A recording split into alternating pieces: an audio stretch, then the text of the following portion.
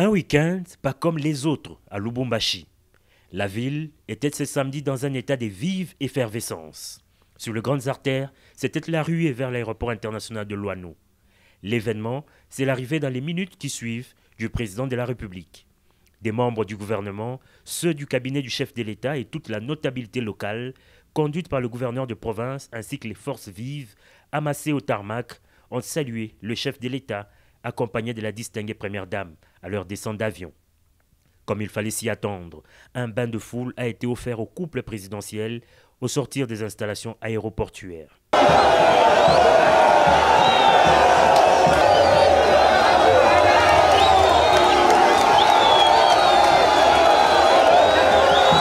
Cette procession se poursuivit jusqu'à la place de la Poste, noire de monde. C'est ici que le premier citoyen du pays s'est adressé aux Louchoises et Louchois.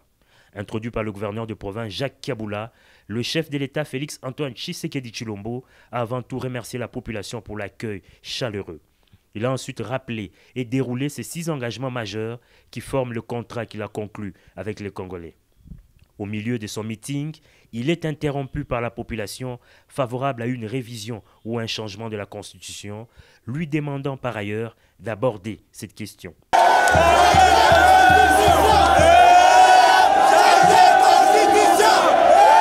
Sans mettre des gants et sur un ton ferme, le garant de la nation a fait savoir que personne n'échangera son avis sur cette question.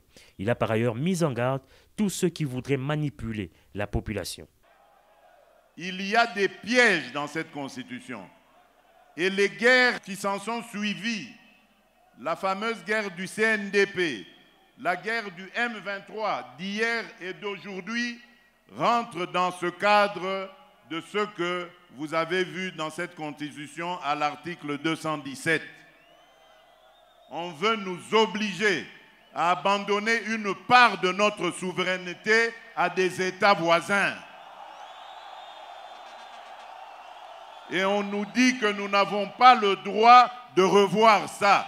Qui est celui-là qui va m'interdire, moi, le garant de la nation, à ne pas faire ça? Pour conclure, le président de la République a circonscrit l'objet de sa visite d'inspection dans le Haut-Katanga. Il devra lancer ce dimanche 17 novembre à Kipushi la production des zinc à la mine de Kiko, Kipushi Corporation, et l'inauguration lundi à Lubumbashi du nouveau siège de l'Assemblée provinciale du Haut-Katanga.